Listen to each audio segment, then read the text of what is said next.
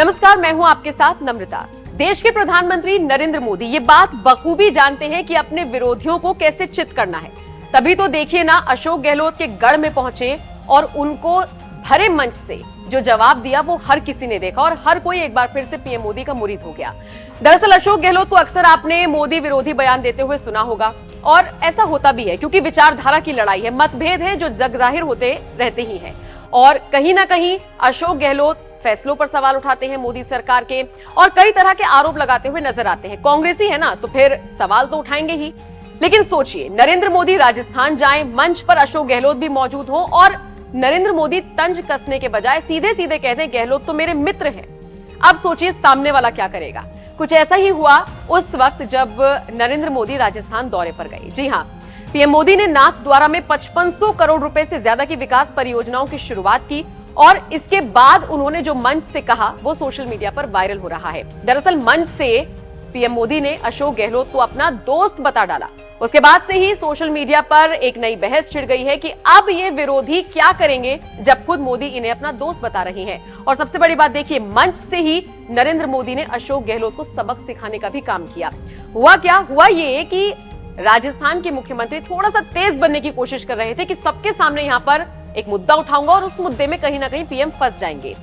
तो राजस्थान के मुख्यमंत्री ने ईआरसीपी प्रोजेक्ट का मुद्दा उठाया और कहा कि राजस्थान के 13 जिलों में पेयजल का संकट है।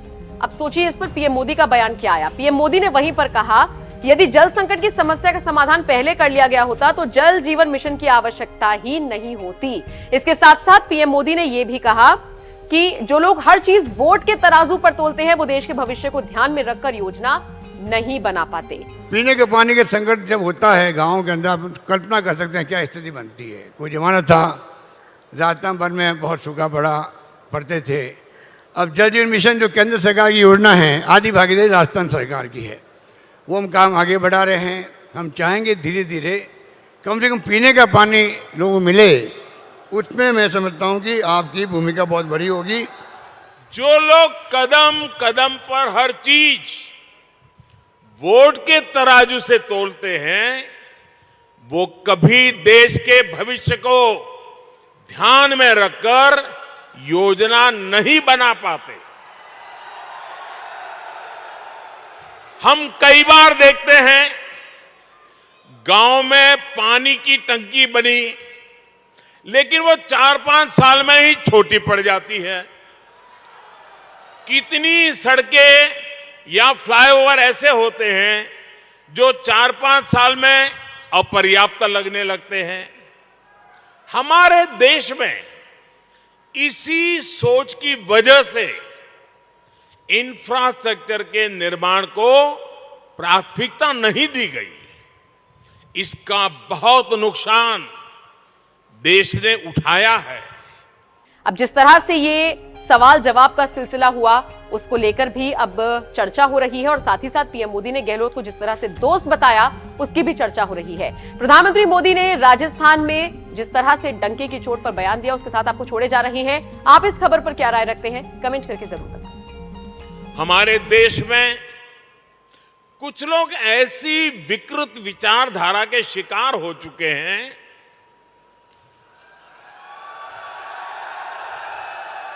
इतनी नकारात्मकता से भरे हुए हैं, देश में कुछ भी अच्छा होता हुआ वो देखना ही नहीं चाहते और उन्हें सिर्फ विवाद खड़ा करना ही अच्छा लगता है। अब आपने कुछ सुना होगा, जैसे कुछ लोग उपदेश देते हैं कि आटा पहले कि डाटा पहले, सड़क पहले कि सैटेलाइट पहले। लेकिन इतिहास गवाह है कि स्थायी विकास के लिए, तेज विकास के लिए मूल व्यवस्थाओं के साथ ही आधुनिक इंफ्रा बनाना भी जरूरी होता है। जो लोग कदम कदम पर हर चीज वोट के तराजू से तोलते हैं वो कभी देश के भविष्य को ध्यान में रखकर योजना नहीं बना पाते। हम कई बार देखते हैं गांव में पानी की टंकी बनी, लेकिन वो 4-5 साल में ही छोटी पड़ जाती है।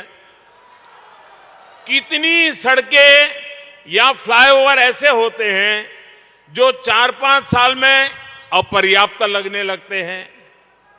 हमारे देश में इसी सोच की वजह से इंफ्रास्ट्रक्चर के निर्माण को प्राथमिकता नहीं दी गई। इसका बहुत नुकसान देश ने उठाया है।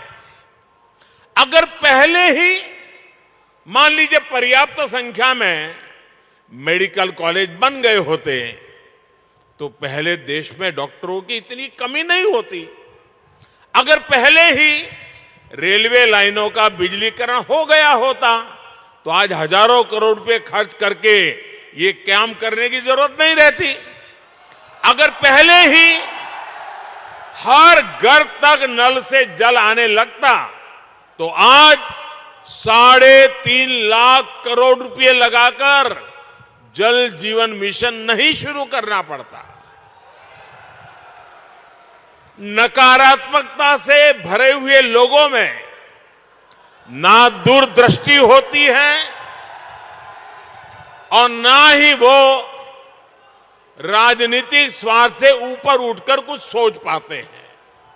आप सोचिए, अगर नाथ द्वारा की जीवन रेखा कहे जाने वाले नंद समंद बांध या टांटोल बांध नहीं बने होते तो क्या होता। और हम तो राजस्थान और गुजरात के लोगों के जुबान पे लाखा बंजारा का नाम बार बार आता है। हम लाखा बंजारा की चर्चा करते हैं। पानी के लिए लाखा बंजारा ने अपना जीवन खपा दिया था। हालत यह है कि अगर पानी के लिए इतना काम करने वाले और जिनकी चारों पर बावड़ी किसने बनाई तो बोले लाखा बंजारा, वहां तालाब किसने बनाया तो बोले लाखा बंजारा। ये गुजरात में भी बोला जाता है, राजस्थान में बोला जाता है। मतलब हर एक को लगता है भाई पानी की समस्या का समाधान कोई करता था तो लाखा बंजारा करता था।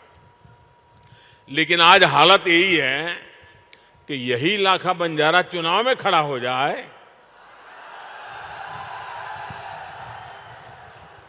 तो ये नकारात्मक सोच वाले उसको भी हराने के लिए मैदान में आएंगे।